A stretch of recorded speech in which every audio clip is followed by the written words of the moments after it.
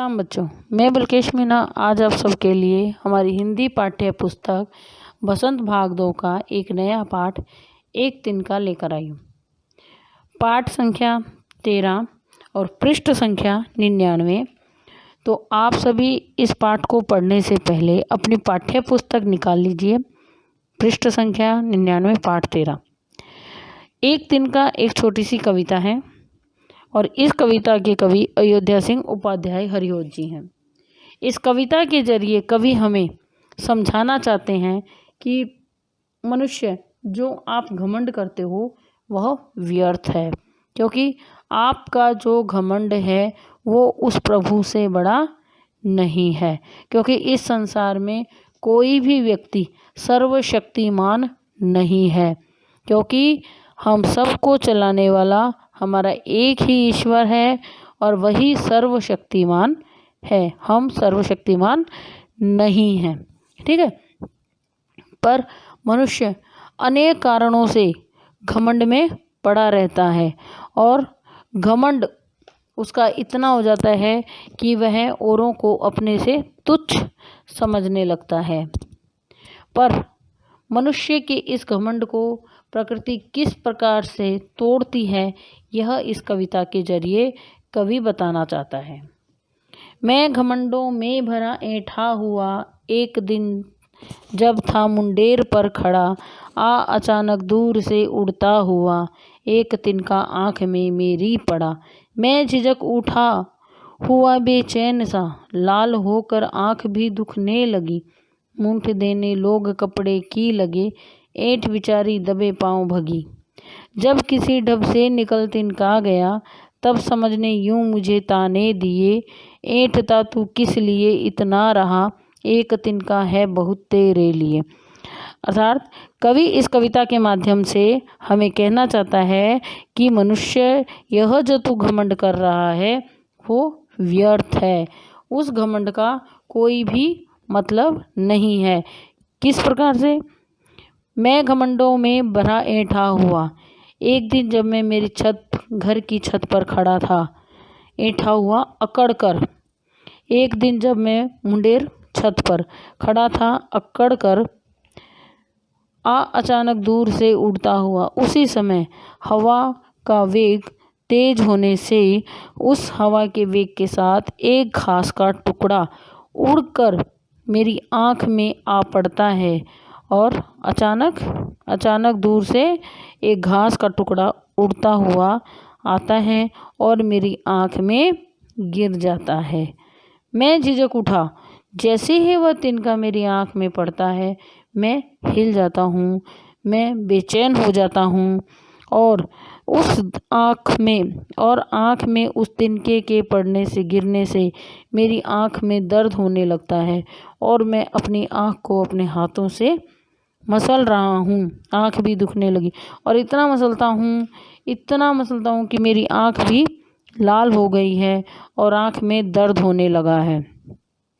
लोग वहाँ पर मेरी करहा को सुनकर, मेरी आवाज़ सुनकर वहाँ पर खड़े लोग मेरे पास आते हैं और कपड़े की पोटली, मुट्ठी यानी पोटली, कपड़े की पोटली बनाकर मेरी आँख को सेकते हैं।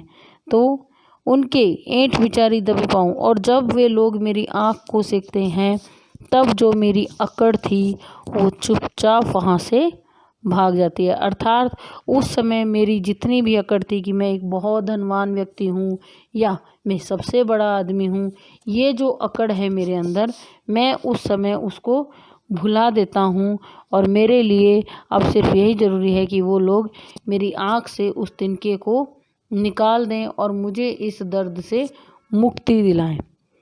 जब किसी ढब से निकल तिनका गया और जब लोगों के प्रयास से मेरी आँख से वो एक छोटा सा तिनका निकल जाता है, तब मेरी जो समझ है वो मुझे इस प्रकार से ताने देती है कि हे मनुष्य, तू इतनी ऐंठन किसके लिए कर रहा था? तेरी ये सारी ऐंठन तो मेरे एक छोटे से तिनके ने हिला दी है। अर्थात तेरी ये सारी ऐंठन एक तिनके के समान बिल्कुल अर्थहीन है। मतलब प्रभु के सामने हमारा अस्तित्व कुछ नहीं है। हम सिर्फ अपने अच्छे कर्मों के कारण ही उनके सामने खड़े हो सकते हैं, परंतु और अन्यथा नहीं। हे मनुष्य, तू इतना क्यों ऐंठता है? ऐंठता तू किस लिए इतना रहा? हे मनुष्य, तू इतना क्यों ऐंठता है? क्योंकि तेरी इस ऐंठन को तोड़ने के लिए, अर्थात तुझको तेरा आईना दिखाने के लिए एक छोटा सा तिनका ही बहुत है। अर्थात इस कविता के द्वारा कवि हमें बताना चाहते हैं कि मनुष्य को घमंड नहीं करना चाहिए। उसके घमंड को तो एक छोटा सा तिनका भी चूर चूर कर सकता है। अर्थात परिस्थितियों पर मनुष्यों का कोई बस नहीं होता है, क्योंकि जो भी होता है वो हमारे अनुसार नहीं होता है। वह मनुष्य केवल हर कार्य के लिए प्रयास कर सकता है। सफलता या विफलता तो उसके अधीन नहीं होती है। मनुष्य सिर्फ कर्म करे, उसके फल की इच्छा न करे। अतः जरा सी अगर सफलता मिलती है तो उस सफलता से मनुष्य में घमंड भर जाना स्वाभाविक है, किंतु यह घमंड भर जाना बिल्कुल भी सही नहीं है। हमें सदैव यह ध्यान रखना चाहिए कि समय का पहिया हमेशा घूमता रहता है, इसीलिए हालात हमेशा एक जैसे नहीं रहते हैं। हमारे कदमों के नीचे पड़ी कोई तुच्छ सी चीज़ पल भर में हमें शिखर से धरातल पर ला सकती है। अर्थात घमंड करने से हमें बचना चाहिए। जिस प्रकार से हाथी अपनी मदमस्त चाल में चलता रहता है, किंतु एक छोटी सी चींटी, हाथी तो शरीर में बहुत विशाल होता है, किंतु एक छोटी सी चींटी भी उस हाथी के प्राण हर सकती है। तो हे मनुष्य, इस संसार में कुछ भी उस प्रभु से ऊपर नहीं है, और तेरा जो घमंड करना है वह बिल्कुल व्यर्थ है। इस कविता के माध्यम से कवि मनुष्य को घमंड ना करने की सलाह देता है और कहता है कि मनुष्य, तुझे इस कविता के जरिए यह तो समझ आया होगा कि तेरा जो घमंड है वो एक तिनके के समान बिल्कुल अर्थहीन है। अर्थात एक तिनका और तेरा घमंड, इसमें कोई फर्क नहीं है उस प्रभु के सामने। तो हमें कभी भी तिनके को या किसी भी छोटे से, हमें किसी को भी अपने सामने तुच्छ नहीं समझना चाहिए, किसी को भी हमें डिमोटिवेट नहीं करना चाहिए। ठीक है, कि कभी कभी क्या होता है, एक छोटा सा तिनका भी काफ़ी अहम हो सकता है और हमें इसकी अनदेखी कभी भी नहीं करनी चाहिए। तो बच्चों, इस कविता को हमने पढ़ा और इसके भाव को हमने समझा। तो चलिए हम इसका एक बार इस कविता का पूरा सार देख लेते हैं कि क्या यह कविता का निचोड़ है।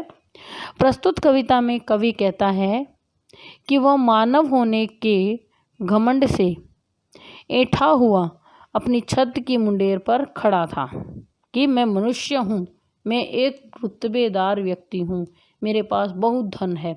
तो ऐसे वह अपनी छत पर खड़ा था।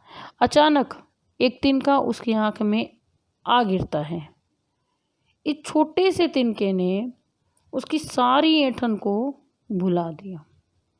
कवि उस तिनके के कारण बेचैन हो जाता है, उसकी आंखें दर्द से लाल हो जाती हैं, वह दर्द से बहुत परेशान हो जाता है।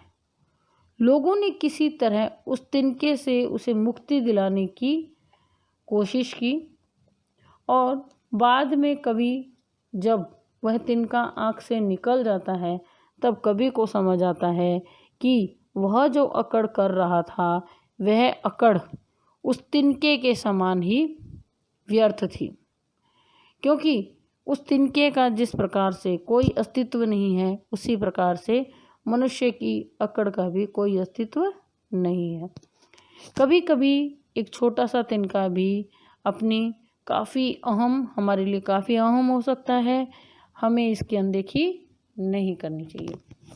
तो प्यारे बच्चों, आपको यह कविता और इसका भाव अच्छे से समझ आ गया होगा। इस कविता को एक बार आप अच्छे से पढ़ लेना, भाव को समझ लेना और दिए जाने वाले सभी प्रश्नों को एक बार अच्छे से देख लेना। तो चलिए, मैं बल्केश मीना अब आपसे विदा लेती हूँ। धन्यवाद।